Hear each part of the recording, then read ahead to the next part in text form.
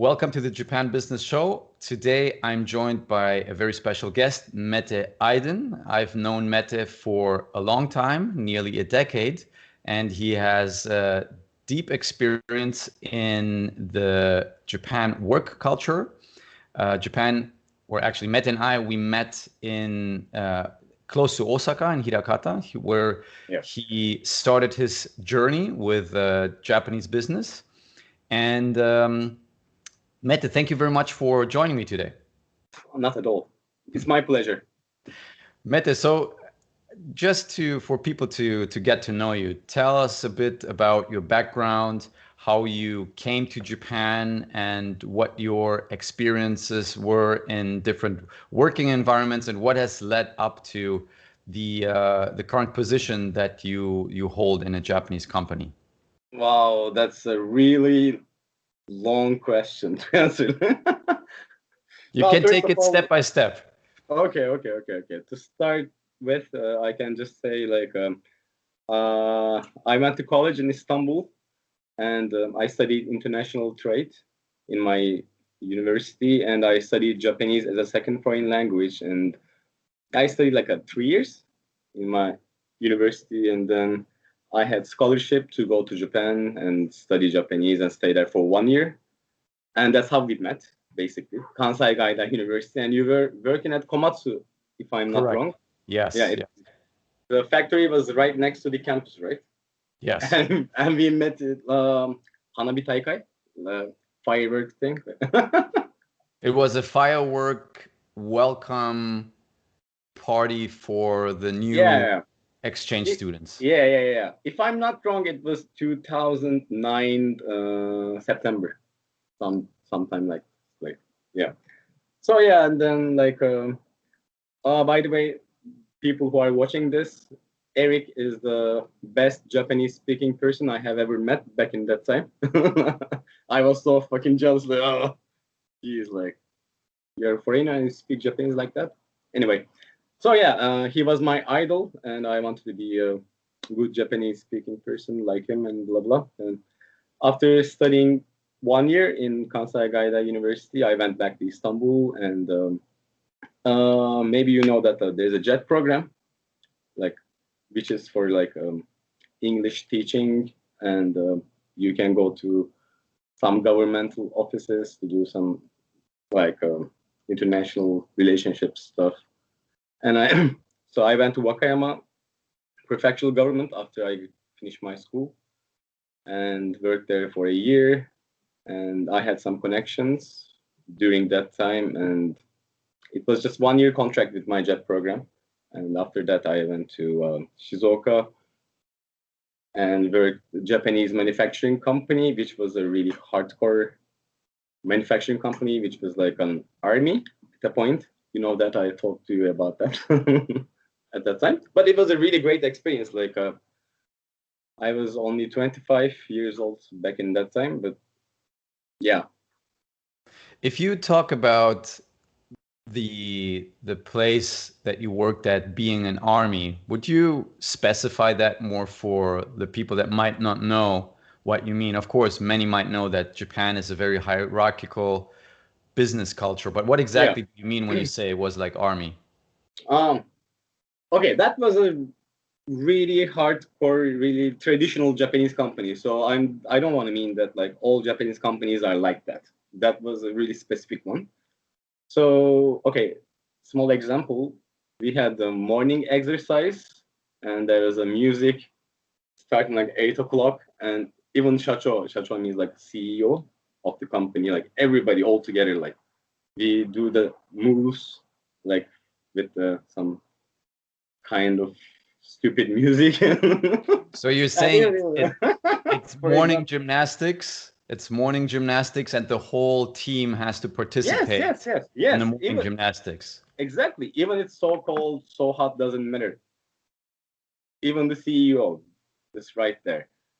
And yeah, and we did the morning cleaning also, and I was the youngest one back in that time, and just it's kind of part of discipline, you have to trash can, you have to clean them out and blah blah, like sweep your table and everything. Like So it's it all was a right. very, I mean, it's it's a very, interesting experience.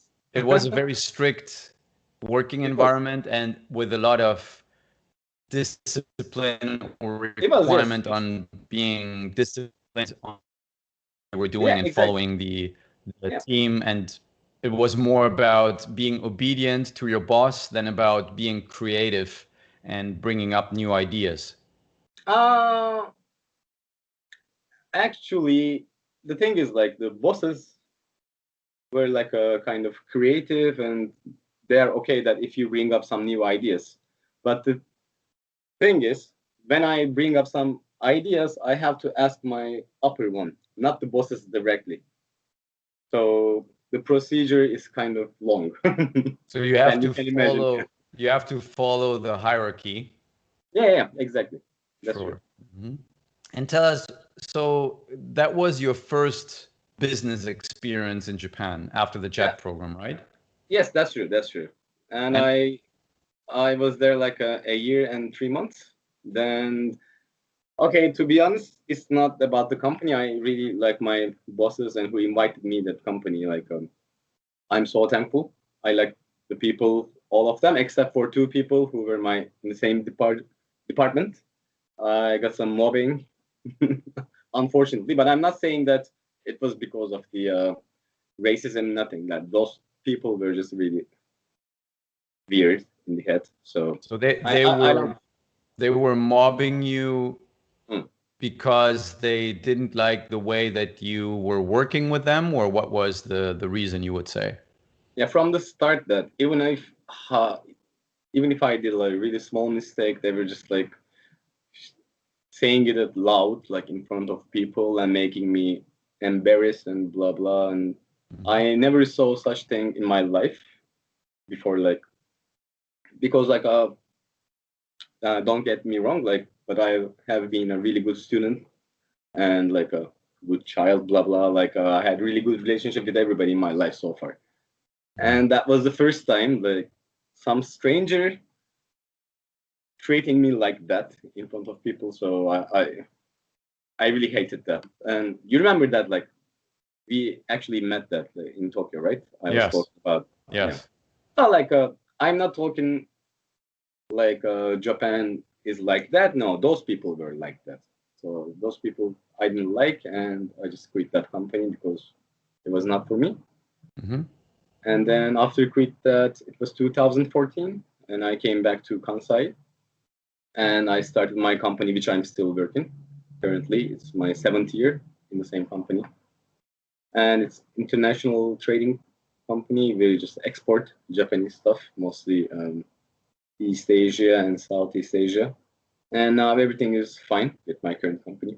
Like my bosses, my colleagues, everything is perfect. And I even got promoted. Now I'm Kakaricho in my company as a foreigner. Congratulations. What Thank you. would be kakaricho in English terms? Would it be Section chief. Like, section chief? All right. yeah. It's not. Congratulations. Thank you. Yes. Actually, like 2 3 years ago thing, but but it's all right. I mean, like, what I'm trying to say, I don't want to say anything bad about Japan because it's all about people who you meet. Hmm. That's really my personal opinion. I met some wrong people in my previous company, and now I'm okay with everyone. So as a foreigner, if Japanese are racist, like, they wouldn't promote me, right? But now everything's nice with the current company, and yeah, I think I'm doing all right. Let me take it back a bit to when you finished the JET program and then decided to look for a job in Japan. How was Then, how mm. was the whole process of finding a job, of actually doing interviews? Oh, What was the experience like for you? okay. For me, it's kind of exceptional. It's not like I went to some recruit company, nothing like that. I was quite confused that should I go back to Turkey. And back in that time, Turkey was still all right, not like today. Like, it was 2012, still things were all right. But I thought like, okay, since I'm in Japan, I still have the working visa. I should try something else. And I just told my friends like, would you please introduce me if any work suitable for me? Like, and that's how it happened. And one of my friends actually, um, my company in Shizuoka. I met him in Turkey when I was back in student after coming from Kansai Gaida University. Like, I just met him through a friend, and we had a really good relationship. And he happened to be the one of the managers of that company. And he's just he got to know that I'm in Japan, back in Japan for work, when I was in Wakayama. And like, okay, what are you gonna do after Wakayama? I was like, I don't know. Would you like to work in my company? Like, what's your company? I had no idea. It was like just iron casting company, and I had no Iron idea. casting. So Yeah. iron casting, Mm. mainly for industrial Yes, exactly. Exactly. customers, right? Okay. Exactly. Yeah, mostly the car companies, Hmm. like mostly share is Toyota, Nissan, Honda, like most of the big car companies in Japan, and the machining stuff and some generators, like mostly like the iron stuff. So the whole process then, it was pretty easy for you because you didn't go through the application looking for No, jobs. not. It was more a coincidence for you, and you've been Yes. asked if you want to work in that company, and you kind of said, okay, I'll give it a try. Why not? Yeah. Okay. What I can tell about making finding a job in Japan is all about network. Yeah, of course the applications also work, like BizReach and LinkedIn, whatever. Like, of course they do work, but myself, it was all about network. Even my company right now, like as I just told you, like after I quit my company in Shizuoka, I came back to Kansai, and it was right before my visa extend. I just like again meeting my friends in Kansai, just like asking them like, is there any work here for me? And one of my friends said somebody knows somebody, and introduced me. And yeah, actually, my company right now, we have like many connections. Like we have been doing work like more than 200 manufacturing companies in Japan. And my friend actually asked one of the bosses of my current company, like, I have a guy like this, a Turkish guy, can speak Japanese, blah blah. Can you introduce him some manufacturing company, whatever? Like he's looking for a job. And that guy said, like, if there's a guy like that, actually, I'm not introducing him some place. I want him to be at my workplace. So that's why, like, we had a lunch together, and yeah, we get along, and he just asked me for a like official interview. It was really fast. Great. After we had a And real one, yeah. so I assume the whole hiring process for you then wasn't that difficult, but I'm pretty sure that there have been a lot of challenges. You were talking about Yeah, difficulties with certain people at your first workplace. Tell me that's a true. bit about your, let's say, if you know your top three challenges that you had so far and nearly a decade spending in Japan, Yeah. and what the biggest challenges were and how you have overcome them. Mm. Okay, the first one, as I just told you, my second company, I told you that like I had some kind of mobbing and stuff. I couldn't overcome that, so I just quit. Hmm. But Yeah, that's, because that yeah, was a decision that you made, and that's good because I yeah, know from experience a lot of people in Japan, they do not quit and yeah, they that's feel true. That's true. responsible and they stay. And you made a decision, so that's Yeah, a way of overcoming it. yeah, I think so. Like I really just try to stay longer, and I can handle that. I can handle that, but there are some stuff that you cannot handle. Like I'm a really peaceful person in general, but those two guys, I don't want to name. Like, yeah, I had some really bad dreams. Like I saw them punching in my dreams, blah, blah. So I said like, okay, probably I'd better stay away. Yeah, okay, that was the first one, and yes, my bosses really want me to stay. I mean, like if I stayed that company, they were gonna send me to Europe, like because they were gonna open the Europe branch. They told me like 2 years, can you handle? I said no, not even 2 more weeks. I cannot. I don't want to see those guys' faces.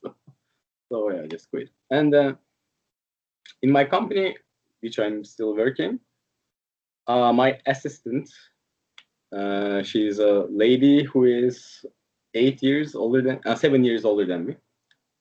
But like I'm Yeoman, which is a sales guy, and okay, for the ones who doesn't know about Japanese company culture, like mostly the sales guys are guys, basically, like going overseas business trips and blah blah. Ladies mostly just like actually officially called office ladies, like they do the paperwork and stuff, like which is not discrimination, but like kind of business culture in Japan here. So like I started working in my company like 2014, and that lady actually was treating me well in the beginning, but after a few months, like she was just like kind of being weird, like start to yell at me in front of people, blah blah. Like I didn't do anything wrong. Like the documents we both are able to look. She thought that they were missing, and she thought that I kind of missed them. No, I didn't even touch them, and she just yelled at me in front of people, and I was like, no, I didn't do that, blah blah. But I was really embarrassed. Like I really hate arguing in front of people and stuff. And I was like, maybe this company is not for me. And like after 6 months, I started. But I thought back, my previous company, I had the mobbing thing, like as I told. Which one was bigger? Like compared to that one, that was really small thing. Like Mete, if you cannot handle that thing, maybe you shouldn't be working in Japan. So next day I did was just I just acted like nothing had happened. Invited her to dinner, just two of us, and she was really ready for that. Maybe she was liking me as a guy, but I was not showing any interest to her. Just kidding. So yeah, we just had a dinner, and yeah, I just told her that we are a team, and if there's a small problem, I just want you to tell me in person, not in front of people. Like just personally, I solved it out. But that was really hard for me. At that time, really, I was about to go back to Turkey because being alone in such a far country, it's yeah, sometimes it's not that easy. Like, even small things can look bigger than they are. But yeah, somehow, yeah, I handled that. My respect for that, because I can definitely relate how difficult it is if you are in specifically Japan, which is a very homogenous society. So yeah, it is. Yeah. Back then it was. Now it has changed over the past decade. It did change, but there haven't been many foreigners working in Japanese companies, specifically not in traditional old economy, old school Japanese companies like yours. So it in the first place you feel that you're, let's say, very estranged in the first place. But then if people really start to kind of put pressure on you, it really touches you even more. What I find interesting though, and I really would like to give you or get your perspective on that, is that usually in Japan, people try to avoid expressing emotions. They try to avoid arguing in public. Yeah, that's true. Yeah. There's a kind of a unspoken rule of keeping the harmony, and even if there is some argument, the argument isn't really discussed as in Western culture, where usually you really try to find the reason of the problem. In Japan, it's more, there's a saying, if it smells out of the trash can, you put the lid on it. Yeah. So I'm very surprised to hear that this assistant that you had, for example, she was letting out her emotions in front of, well, Yeah. not the public, but the team, and talk to you that way. And you really well managed to get that back on track, meeting with her, talking to her. Yeah, And to be honest, I really hated her at that time. But comment still, I really tried hard to tell her. But yeah. But what do you think? What do you think that happened? Do you think it was? Is it something that you have seen in your experience that it is pretty common No, it's in not common. It's Japanese? not common. She's a weird person, to be honest. I can tell you that. Okay. So She's- in your other work experiences, you haven't had any points or any incidents, not necessarily you, but where you yeah. have seen that employees were being very emotional, screaming at each other, the boss at the staff, or either way. Did that happen to you after that? My current company, no, that was the only one. Okay, all right. Because Honestly speaking, yeah, that's. Let me think. Yeah, my previous company I seen a bit, but my current one, no. okay, And like the thing is like another thing made me do that way, like get over things with her was my boss called me for a meeting. Um he just told me that Mete, if you cannot control your assistant, maybe you are not able to do the sales job. Like I was like, what the fuck? Like I didn't do anything wrong to her, then I'm the one who's to be told like that. Like at that moment, I was like, maybe this company I have to quit right that moment. But after that, I came to think, okay, Mete, think the one before you had, you stayed there like a year and 3 months, in like way more difficult situation. You handled that like a year and 3 months, and this is only half a year. And a stupid lady do that to you, and then your bosses tell you that if you cannot control the assistant, maybe you're not qualified to do this job. Like, okay, Mete, think twice. Then yeah, I just changed my doing way of things, and then yeah, I just invited her for dinner. Of course, I paid for everything. Just like talking about teamwork. Okay, Hatanaka-san, like uh, I didn't mean anything wrong to you. If you got something wrong, like I'm sorry for that. But please, if something happens, like if you don't like anything about me, please don't do like that. Like just tell me if you have any problem with me, please just tell me. I think you handled the situation like a pro because a lot of people, specifically in Japan, they would have pretended that nothing happened and they would have put the lid on the trash can. But you Yeah. really took ownership of the situation and said, okay, I'm going to make this right. And you did. So Yeah. congratulations on that. I think that was a really good Thank you. decision.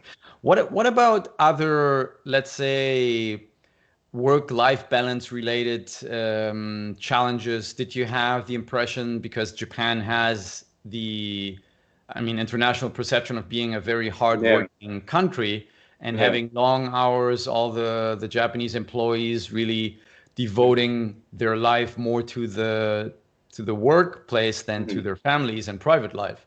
How Mhm. was that for you? Was that something that you encountered as a challenge? I can tell you, like, I have 880-degree different companies I have been working. Like, the company I was working in Shizuoka, it was like overtime work. Everything was like, yeah, like we started working from 7 a.m. The latest I had to work was at 7 a.m. Like, starting to do the cleaning and stuff and the morning sports and everything. And yes, we finished like sometimes like 10 p.m. whatever. Yeah, that was but really hardcore Japanese company. That one was like but my company right now, like it's quite liberal, like no different than the European companies, I think. Like we don't have any overtime work. We start working from 9:15 normally, but because of COVID, now we start from 10:15 and finish at 6:15, and yeah, like 6:30, everybody is gone. So, and we have all the public holidays and everything. Weekends are off. So my current company is pretty much like normal European companies. So I cannot complain about that. But so like it's all about like company. I can tell. In Japan, people think that everybody works so long, blah blah, but it's all about like there are dark companies. They say, buraku kigyo. I'm sure you know that term, right? So those companies maybe pay money for extra work, but mostly they don't. But people who are desperate work for those companies. But in general, those companies are not the common thing now. Things are changing. In the past, there used to be more buraku kigyo, but So not that for many. those that don't know, buraku kigyo means basically industry or company. Oh, yeah. It's black company, and it means that the working environment is very tough, and they make you do a lot of overtime, which in most cases is also not paid. Yeah. And some employees, if not even most of the employees, are harassed in some way, and there is a lot of pressure to meet company goals and not taking into account the necessities or the psychological damage that can cause on the employees. But I think also in the past years, there has been a lot of regulatory changes that have made by the government, but still it is a very strong Japanese culture, which originates in the daimyo, which was the samurai daimyo system, where you had per prefecture, you had so-called, well, not emperors, but by prefecture, you had the leaders of the prefectures, and then the samurai would be their staff, and the perception was that you had to give your life to your daimyo. And this kind of really trickled down. Even that's how the kamikaze in the Second World War movement, everything happened, because you would have to give your life to the tenno, to the emperor, and then it trickled down all the way to corporate culture Japan, which in the past 1 or 2 decades did change due to more foreign direct investment into Japan, more foreign companies, showing that there can be a successful corporate culture with Japanese values, but not necessarily that you have to sell your soul to the company. So this did the change. Yeah, but I think it's kind of changing though. Like that like they start to work in the same company and like until they retire. Like it was kind of a business culture back in that time. Now that still exists, but it's getting less compared to past. So now even people change, like even Japanese people change many companies and put it their resume, and they still can't find jobs. So it's not that strict anymore. I can tell that. So let's talk about the positives. What things have you found in Japan that you appreciate very much, where you say, this is something that I really don't want to miss anymore? For example, if you compare it to your home country, Turkey, or just the Western world in general. Well, the first thing I can tell, what I really love in Japan is that people respect to each other. Like this is because of the education from their childhood, of course. Meiwaku kakeru na. Like whatever they do, they think twice. Like if I do that thing, would that bother somebody else? So meiwaku means to bother Yes, someone. to bother. So yes, exactly. Whatever action you take, before you take that action, you think about if you would bother anybody else with it. Yeah, exactly. And they apply this way of thinking every single thing in their daily life, like even small things, bigger things, like and So that's why you don't get bothered, basically. So if I compare it to Turkey, yeah, in Turkey people don't think like that a lot. Like they just like, ah, okay, this is the convenient way for me. I do that. I'm sorry to say that as a Turkish, but yeah, that's what happens. Like then so many fightings, like people, oh, how do you do that? Why do you do that? Blah blah. Like, you cannot see fightings in Japan. That's one of the things I really love about Japan because I hate fights. Seeing people fighting, it's like quite peaceful country, which you can relax. If you don't bother anybody, nobody would bother you. And what else? Yeah, respect and not bothering each other. Um, it's quiet, basically, except for the like Shinjuku, Shibuya, like or the main parts of Osaka, Namba. Oh, you mean it's quiet? Quiet. Okay, so Yeah, it's not. quiet. It's okay. Yeah. It's not noisy Yeah. and weather is clean. And basically, you get what you pay for. Like even for the touristic places, many countries, you know, that they overcharge for the foreigners, for the souvenirs and stuff. Like in Japan, it's a basically a expensive country, that's for sure, but it's for the same for the everyone. So the price tag is over there. So what you pay, you get the service, and not only for the commodities, but the services. Like you can see people who are smiling at you and treat you well. Like yeah, the service sector is also great in Japan. And basically, people keep their promises. If I talk about the business life, yes, working with Japanese is one of the best things you could do if you're talking about trade and business. Yeah. If Japanese tell you the price, that's the price will increase. That's the price. And the delivery, for example, they say 3 weeks, that's 3 weeks. If there's something extraordinary happens, they let you know like 2 weeks in advance. We had some problems, so we promised you 3 weeks early, but unfortunately, it's gonna be 1 month. But they let you know. There is no surprises. Like so, yeah. I worked with many countries like East Asia, Southeast Asia, and for now, Middle East. Middle East, no. Jesus. What do you mean with no? If somebody tells you it's 3 weeks, it's actually 3 months. So the perception of time is a totally different one than in Japan. Different. Yeah, exactly. For Japan, like if they tell you it's 3 weeks, it's 3 weeks. If it's not gonna be 3 weeks, they will let you know it's not gonna be 3 weeks. Like you will have notification, that's for sure. But other countries I have been dealing with, okay, I can tell Taiwan and Korea very well, like pretty much like Japan, like they keep. But if you go a little bit west, things change. Yeah. And let me ask you one more question now that we've been talking about the positives. Yeah, of course, anything. If you would have one thing that you would like other countries to learn from Japan, just one thing, what would that be? That's a really difficult question. What would that be?